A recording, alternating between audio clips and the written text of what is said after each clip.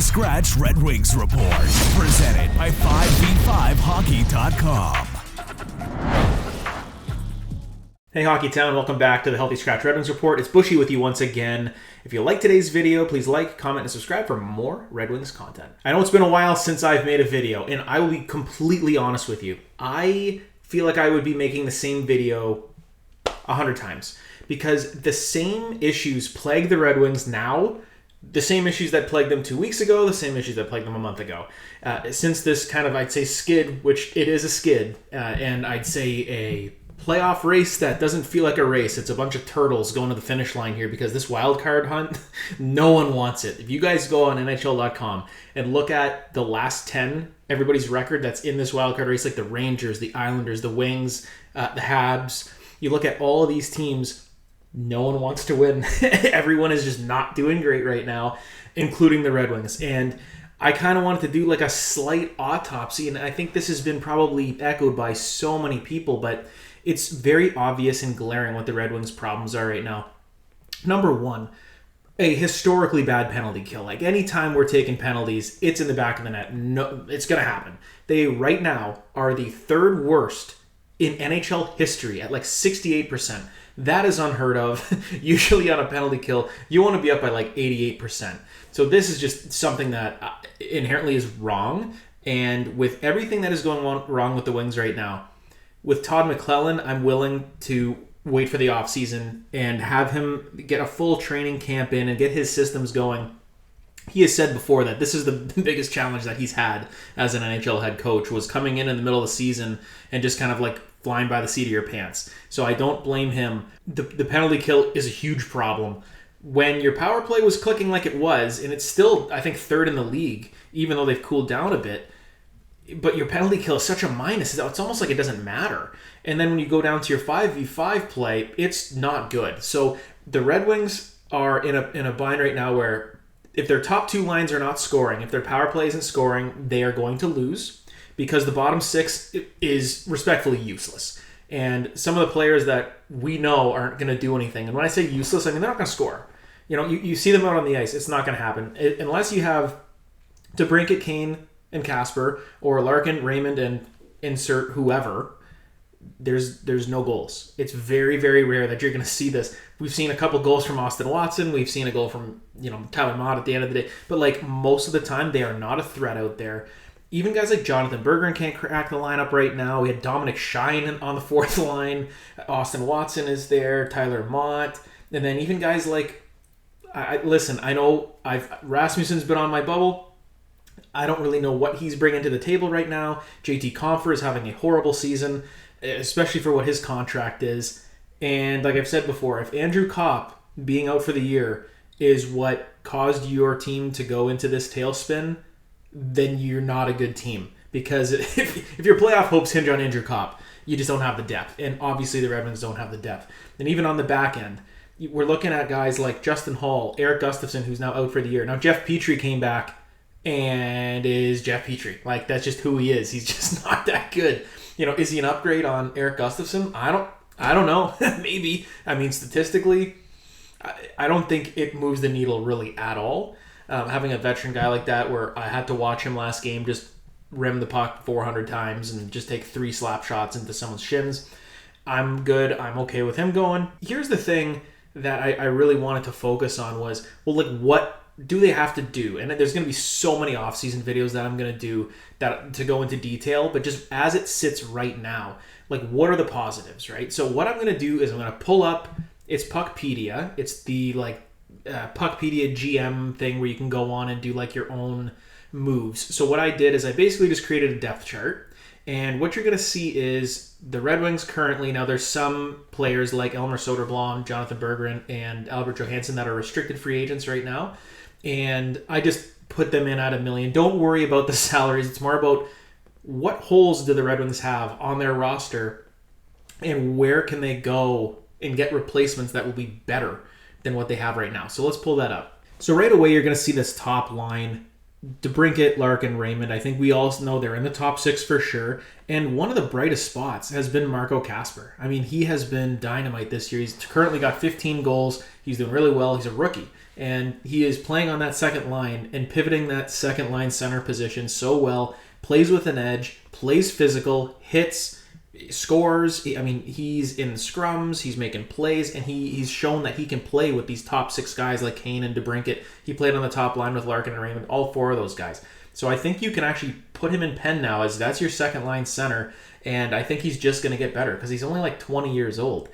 But other than that, there are gaping holes. Both sides of the wing. Now, this is Patrick Kane is a unrestricted free agent. He could come back. They're going to have to replace that spot somehow, whether it's Kane or a free agent or a trade.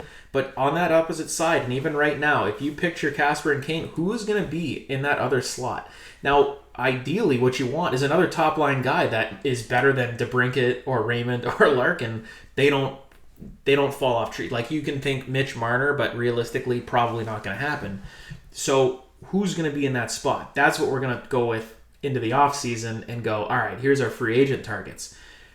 Into the bottom 6. And again, currently, Elmer Soderblom, fine top 9 player. I think he is a guy that could be in the middle 6, no problem. As a young guy, 23 years old, with that size, he's using his reach. He's got a good shot. He's got hands for a big man. And I think if he just kind of starts to play a little more physical, you're going to see him take off. Andrew Kopp, again, he got hurt, and he's been my whipping boy for a long time. But he had a pretty good season this year, up until the game that he got hurt. So I think, again, third line center, I'm okay with that. I know the 5.625 is a bad number. You look at the cap hit. With the cap hit going up, or the salary cap going up, it's not going to be that bad. He does have another year left, so it's not terrible. I'm okay with Andrew Kopp being your third line center, penalty kill, things like that, being a shutdown guy.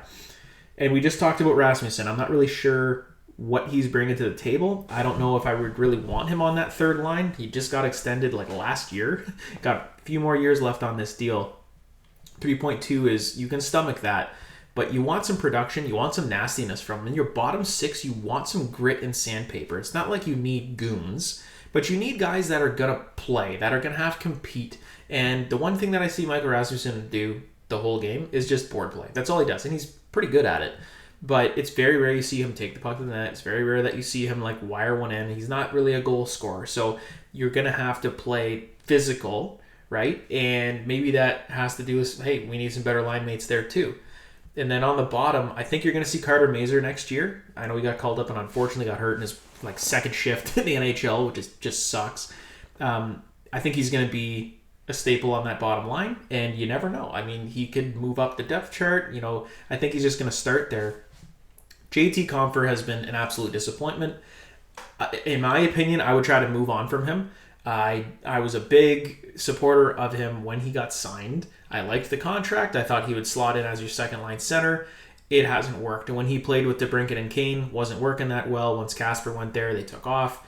So, and you can't have JT Compher on your fourth line. He's not an effective fourth line player. He's supposed to be a middle 6, top 6 type player. So unless you're going to throw him on the wing and knock Rasmussen down, and it's just one of these things where I don't see where he really fits on this team, but at the same time, you're probably pigeonholed into keeping him. And then last but not least in this bottom 6 is Vladimir Tarasenko. We still have this guy for another year. And I got to say, if you're not going to be in the top 6, this guy cannot be in your bottom 6 at all, because I don't know what he brings to the table. Doesn't play physical, not good defensively, can't skate, falling down all the time. I think this year Tarasenko has definitely been my whipping boy, even though I have a jersey in my closet over here, which I'm definitely taking the name and number off of. I really like the signing when he was signed. Hasn't worked. And I think change of scenery, if they can move on from him in the offseason, you have to do it.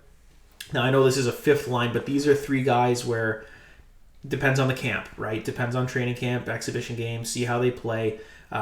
Emilius Lombardi and Nate Danielson, I think same boat. Would both be young players that have been doing very well with Grand Rapids. Will they have a roster spot to crack? Like, let's just say somehow they move on from Tarasenko, or they move a player. Like, can Nate Danielson slot into the top 6 right away?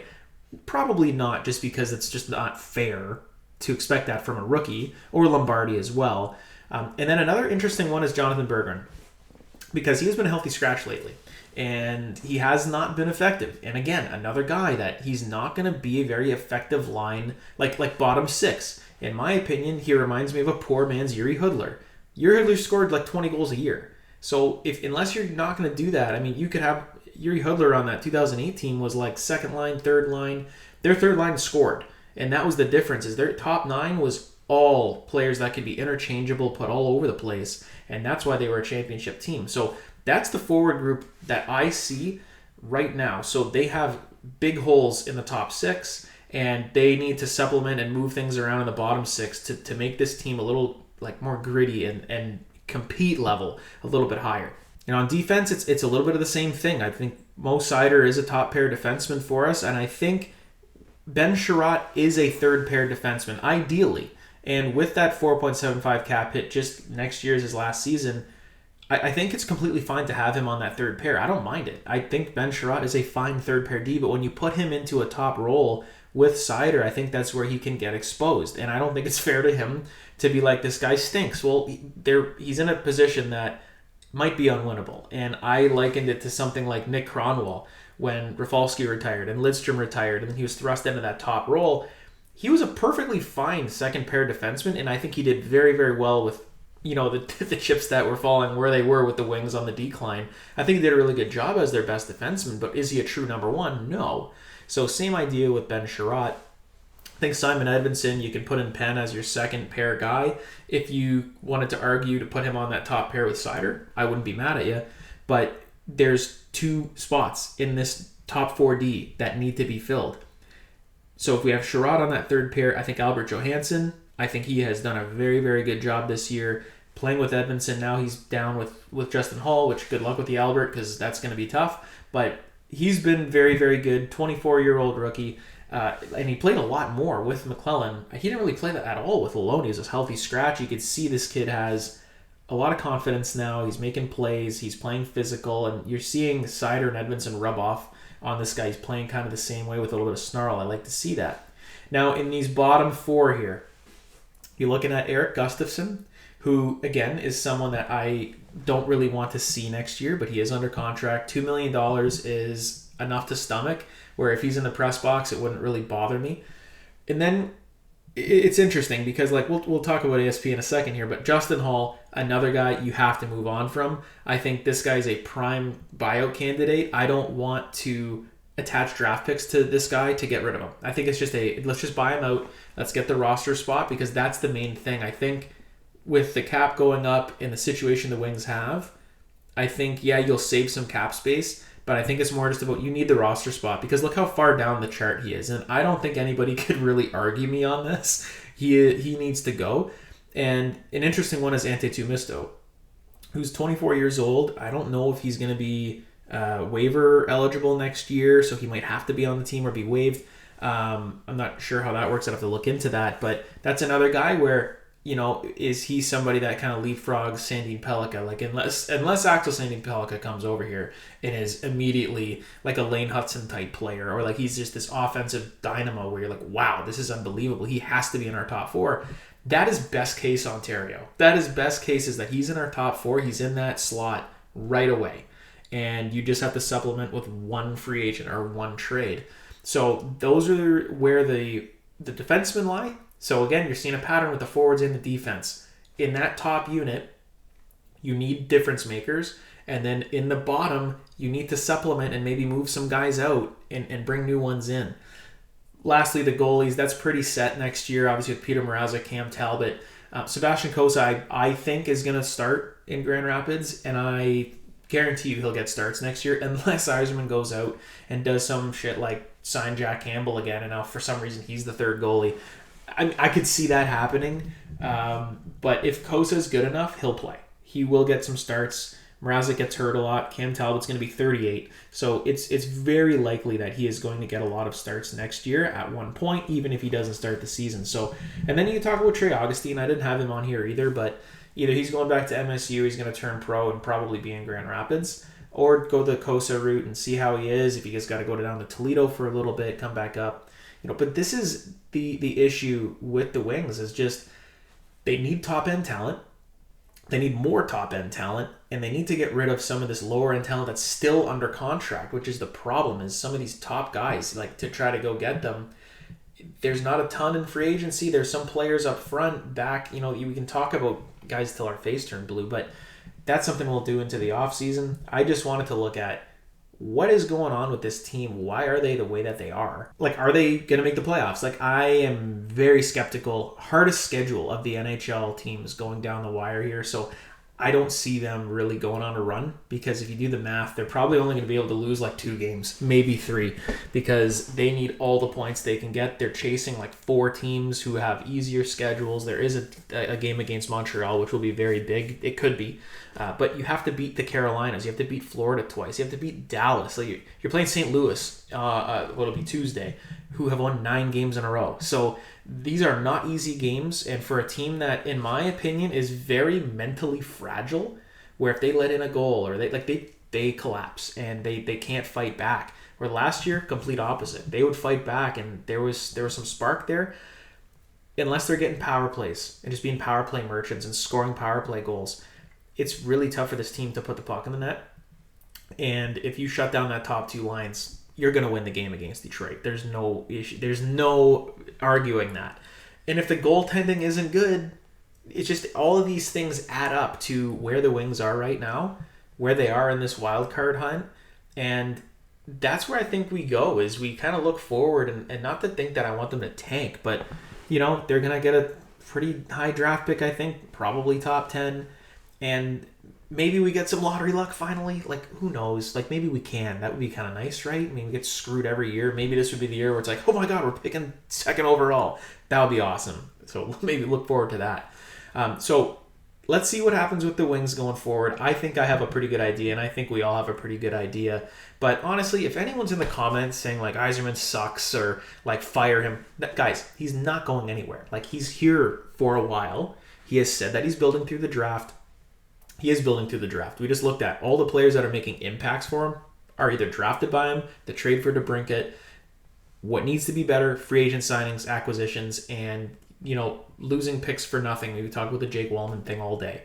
But it's just finding the right guys and maybe just gassing your pro scouting staff and starting over, because something's going on when you have all these players that every single year we talk about 2 or 3 of them that we have to move on from and attach a pick to get rid of them or buy them out or something like that. So I think that they really need to look at that going into the offseason. So what do you guys think? Is that depth chart that I showed you legit? Like, do you think that you would move anybody around there? And I know there's going to be some people that want to be like, well, who should we go after?